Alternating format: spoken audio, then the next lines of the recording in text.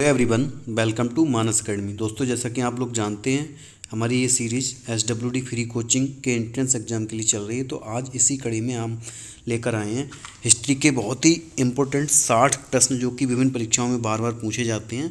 तो वीडियो के अंत तक बने रहिए क्योंकि ये वीडियो बहुत ही ज़्यादा इम्पोर्टेंट होने वाली। तो आज का जो पहला प्रश्न है वो है, निम्न में से किस शासक की मृत्यु उसके पुस्तकालय की सीढ़ियों से गिरकर हुई थी? तो किसकी हुई थी यहाँ पे? तो ये हुई थी हुमायूं की। पहले का डी ऑप्शन राइट हो जाएगा। अगला है, हुमायूं की दुर्घटना में आकस्मिक मृत्यु के उपरांत उनके बेटे अकबर को कहाँ मुगल सिंहासन पर बैठाया गया? तो कहाँ पर बैठा गया? काला, यहाँ पे हो जाएगा काला नौर। काला नौर। 3 नंबर प्रश्न, हल्दी घाटी का युद्ध सन 1576 में किन के बीच लड़ा गया था? तो यहाँ हो जाएगा महाराणा प्रताप और अकबर के मध्य।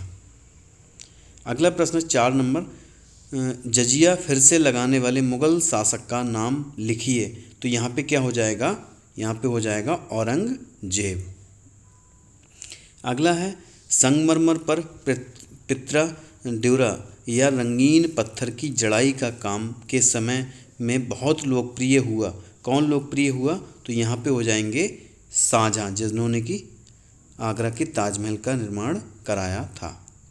अगला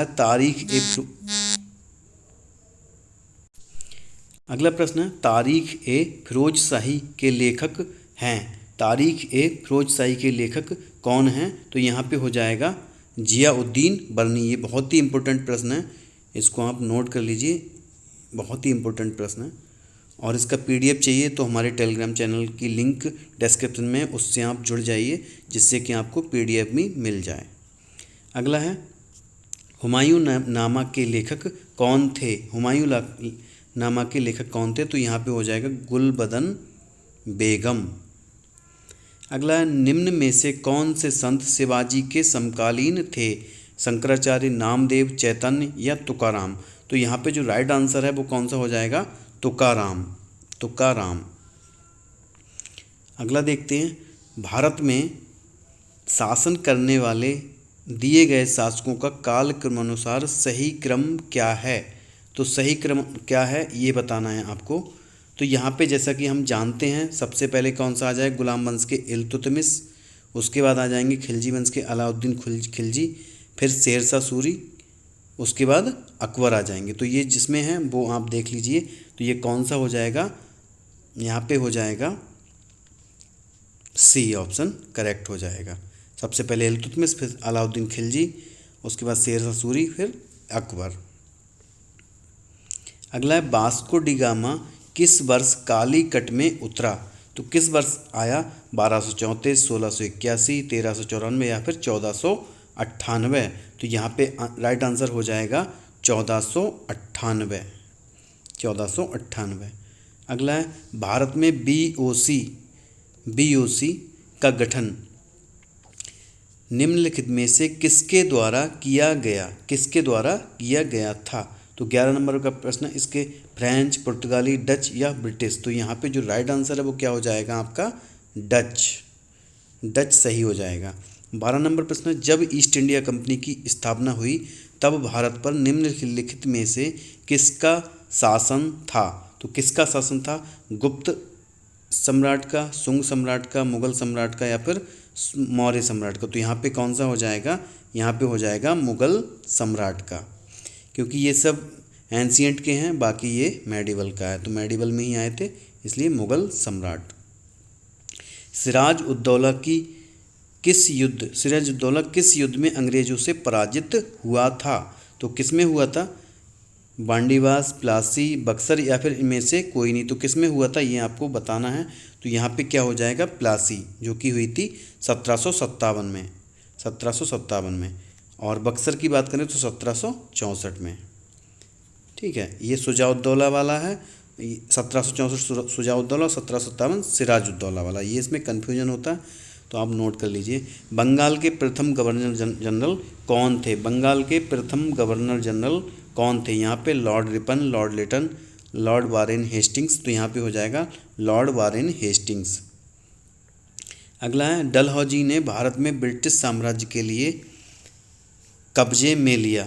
राज्य में अव्यवस्था के माध्यम से, हड़प नीति के माध्यम से, सहायक गठबंधन की नीति के माध्यम से या युद्ध छेड़कर।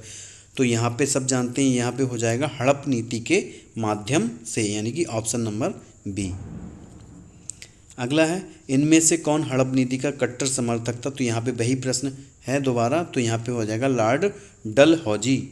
अगला देखते हैं प्रश्न 17 नंबर। निम्नलिखित में से कौन स्वतंत्र भारत का पहला भारतीय गवर्नर जनरल था। खान अब्दुल गफ्फार खान, सरदार वल्लभ भाई पटेल, मौलाना आज़ाद या फिर सी राजगोपालाचारी। तो यहाँ पे हो जाएगा सी राजगोपालाचारी। अगला है निम्नलिखित में से किनके द्वारा 1757 की क्रांति की शुरुआत की गई थी। तो किसके द्वारा की गई थी। किसानों के द्वारा, जमींदारों के द्वारा, सिपाहियों के द्वारा या फिर बगान श्रमिकों के द्वारा। तो यहाँ पे जानते हैं मंगल पांडे ने पहली गोली चलाई थी जो कि सिपाही थे। तो यहाँ पे क्या हो जाएगा, सिपाहियों द्वारा। निम्नलिखित में से कौन सा 1857 के विद्रोह का परिणाम था। ईस्ट इंडिया कंपनी की शक्तियों को ब्रिटिश क्राउन में हस्तांतरित कर दिया गया।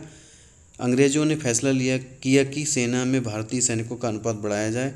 अंग्रेजों ने भारत में लोगों की प्रथागत धार्मिक और सामाजिक प्रथाओं को कुचलने का फैसला लिया। जमींदारों की रक्षा की नीतियों को समाप्त कर दिया गया। तो यहाँ पे हो जाएगा ऑप्शन नंबर ए, क्योंकि यहीं से वायसराय बनना स्टार्ट हो गए थे। अगला है निम्नलिखित में से किसे अंग्रेजों द्वारा शुरू किए गए सबसे महत्वपूर्ण योगदानों में से एक माना जाता है। तो यहाँ पे कौन सा ठीक हो जाएगा। तो आज जो सबसे ज़्यादा हम यूज करते हैं वो क्या है, जो सबसे ज़्यादा हेल्पफुल रहता है हमारे लिए, रेलवे। तो यहाँ पे रेलवे सही हो जाएगा। वेदों की ओर लौटो नारा किसने दिया था। राजा राम मोहन राय, विवेकानंद, दयानंद सरस्वती या फिर रामकृष्ण परमहंस। तो यहाँ पे हो जाएंगे दयानंद सरस्वती। अगला क्या है, अगला प्रश्न है आपका 1828 में ब्रह्म समाज की स्थापना निम्नलिखित में से किसके द्वारा की गई थी। राजा राम मोहन राय द्वारा, स्वामी दयानंद सरस्वती द्वारा, केशव चंद्र सेन द्वारा या फिर स्वामी विवेकानंद द्वारा। तो यहाँ पे जो राइट आंसर हो जाएगा वो क्या हो जाएगा, राजा राम मोहन राय द्वारा। अगला है निम्न का मिलान करें। ब्रह्म समाज रामकृष्ण मिशन। तो रामकृष्ण मिशन क्या हो जाएगा यहाँ पे, स्वामी विवेकानंद। आर्य समाज क्या हो जाएगा, दयानंद सरस्वती। सत्य शोधक समाज क्या हो जाएगा आपका, ये हो जाएगा आपका ज्योतिराव फुले। और ये हो जाएगा आपका ब्रह्म समाज राजा राम मोहन राय। तो यहाँ पे जो राइट आंसर है वो क्या हो जाएगा, option number B is the correct option. अगला देख लेते हैं। निम्नलिखित में से किसे स्वदेशी आंदोलन का प्रमुख कारण माना जाता है। महिला शिक्षा के बजाय पुलिस और रेलवे के लिए वित्त पोषण, कलकत्ता निगम अधिनियम 1899, बंगाल को विभाजित करने का निर्णय या फिर पंजाब भूमि हस्तांतरण अधिनियम। तो यहाँ पे जो राइट आंसर हो जाएगा वो कौन सा हो जाएगा, बंगाल विभाजन, बंग भंग 1905। अगला है बंगाल में आंदोलन के दौरान तिरंगा झंडा डिजाइन किया गया था, लाल, हरा और पीला। ये कब किस आंदोलन के अंतर्गत डिजाइन किया गया था। तो 25 का राइट ऑप्शन क्या हो जाएगा, स्वदेशी आंदोलन। अगला, जब सुभाष चंद्र बोस ने भारतीय राष्ट्रीय कांग्रेस के अध्यक्ष पद से इस्तीफा दिया तो इस पद का प्रस्ताव किसे दिया गया। तो यहाँ पे जो राइट आंसर हो जाएगा वो क्या हो जाएगा, डॉक्टर राजेंद्र प्रसाद। गांधी जी चाहते थे कि पट्टाभी सीतारमैया जीतें, लेकिन वो बन गए थे। तो इसके बाद क्या था, डॉक्टर राजेंद्र प्रसाद को बनाया गया था जब इस्तीफा दिया था सुभाष चंद्र बोस ने। अगला है, निम्नलिखित में से किसने बंगाल के विभाजन के विरोध में हुए आंदोलन का नेतृत्व किया था। तो 27 का राइट ऑप्शन क्या हो जाएगा, सुरेंद्र नाथ बनर्जी। अगला है, निम्नलिखित में से किस व्यक्ति ने हिंद स्वराज पुस्तक लिखी। हिंद स्वराज पुस्तक किसने लिखी, जवाहरलाल नेहरू, महात्मा गांधी, सरदार पटेल या सरोजनी नायडू। तो यहाँ पे जो राइट ऑप्शन हो जाएगा वो क्या हो जाएगा, हिंद स्वराज, महात्मा गांधी। निम्न में से किसने महात्मा गांधी के खिलाफत आंदोलन से जुड़ने का विरोध किया था। तो ये पीईटी में भी आया था प्रश्न। तो यहाँ पे क्या हो जाएगा, मोहम्मद अली जिन्ना यहाँ पे राइट ऑप्शन हो जाएगा। अगला है, खलीफा की अस्थायी शक्तियों की रक्षा के लिए मार्च में बॉम्बे में एक खिलाफत समिति का गठन किया गया। तो यहाँ पे क्या हो जाएगा 1919। अगला सविनय अवज्ञा आंदोलन का मुख्य उद्देश्य क्या था? विंस्टन चर्चिल का प्रतिक्रियावादी उपागम, नमक कर के विरुद्ध, अगस्त कथन के विरुद्ध, गोलमेज सम्मेलन के विरुद्ध। तो यहाँ पे जो राइट ऑप्शन हो जाएगा वो क्या हो जाएगा? नमक कर के विरुद्ध। अगला है महात्मा गांधी ने नमक सत्याग्रह कहाँ शुरू किया था? तो कहाँ शुरू किया था नमक सत्याग्रह, ये आपको बताना है। तो 32 नंबर का ऑप्शन क्या हो जाएगा? पहला है दांडी, सूरत, साबरमती या पौनार। तो यहाँ पे क्या हो जाएगा? यहाँ पे हो जाएगा सूरत। अगला नंबर है 33 नंबर प्रश्न, दांडी नमक यात्रा के दौरान निम्नलिखित में से किस सामाजिक कार्यकर्ता ने गांधी जी को आंदोलन, ये जो लास्ट प्रश्न है इसमें थोड़ा डाउट लग रहा है, यहाँ पे क्या होना चाहिए? साबरमती होना चाहिए। दांडी तक यात्रा शुरू कर, दांडी में ख़त्म करी थी और साबरमती से शुरू करी थी। बाकी देख लेना, कमेंट बॉक्स में बताना क्या हो सकता है इसका। अगला, दांडी नमक यात्रा के दौरान निम्नलिखित में से किस सामाजिक कार्यकर्ता ने गांधी जी को आंदोलनों में केवल पुरुषों तक सीमित न रखने के लिए राजी किया था? तो यहाँ पे क्या हो जाएगा? कमला देवी चट्टोपाध्याय।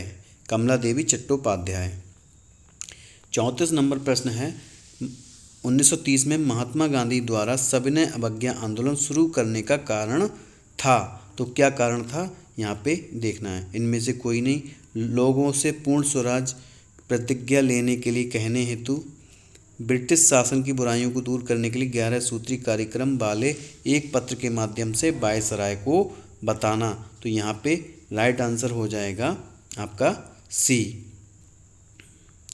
अगला है 35 नंबर प्रश्न, खिलाफत मुद्दे को उठाने के महात्मा गांधी के निर्णय के पीछे मुख्य कारण क्या था? तो यहाँ पे मुख्य कारण क्या था? हिंदुओं और मुसलमानों के बीच अधिक एकता लाने के लिए। अगला है मिलान करना है, इंडियन नेशनल आर्मी, गदर पार्टी, मित्र मेला, होम रूल लीग। तो यहाँ पे हम देखते हैं जैसे कि अगर गदर पार्टी की बात करेंगे तो लाला हरदयाल हो जाएंगे, मित्र मेला की बात करेंगे BD Savarkar, home rule league की बात करेंगे तो एनी बेसेंट, और इंडियन आर्मी की बात करेंगे तो क्या हो जाएगा आपका? सुभाष चंद्र बोस। तो सबसे पहले 2, उसके बाद गदर पार्टी 1, उसके बाद 3 और 4, यानी कि 2 1 3 4। तो 2 1 3 4 सी हो जाएगा यहाँ पे। अगला है, निम्न इनमें से कौन क्रांतिकारी संगठन काकोरी षड्यंत्र केस में शामिल था? हिंदुस्तान रिपब्लिक एसोसिएशन, अभिनव भारत ग्रुप, अनुशीलन समिति, गदर पार्टी। तो यहाँ पे क्या हो जाएगा? यहाँ पे हो जाएगा HRA। इसको HRA भी बोलते हैं, ठीक है, जो बाद में बन गया था HSRA। तो ये क्या है? HRA हो जाएगा, हिंदुस्तान रिपब्लिकन एसोसिएशन। 37 का ए सही हो जाएगा। अगला है, भारत सरकार अधिनियम 1935 के अनुसार मुख्य न्यायाधीश के साथ कितने न्यायाधीशों की नियुक्ति की गई थी? तो कितने की गई थी? 6 की गई थी। अगला है, भारत सरकार अधिनियम 1935 के प्रावधानों में ब्रिटिश सरकार के अंतिम अधिकार का एक उदाहरण कौन सा था? तो कौन सा था? 39 का क्या हो जाएगा यहाँ पे? पहला है, प्रांतीय सरकारों पर गवर्नर के लिए विशेष शक्तियाँ, प्रांतीय स्तर पर द्वैध शासन का उन्मूलन, संघीय बैंक की स्थापना, शक्ति का विभाजन। तो यहाँ पे क्या हो जाएगा? 39 का ए राइट ऑप्शन हो जाएगा। 40, खलीफा की अस्थायी शक्तियों की रक्षा के लिए ये प्रश्न हो चुका है पहले, तो ये आगे देखते हैं। निम्नलिखित में से किस अधिनियम द्वारा बर्मा को भारत से अलग किया गया था? तो किसको अलग किया गया था? ये हो जाएगा भारत सरकार अधिनियम 1935। अगला, सरकार के निम्नलिखित में से किस अधिनियम के कारण बम्बई से सिंध प्रांत का निर्माण हुआ? तो 42 नंबर है, यहाँ पे हो जाएगा भारत सरकार अधिनियम 1935। निम्नलिखित में से कौन सी घटना की प्रतिक्रिया में भारत छोड़ो आंदोलन चलाया गया था?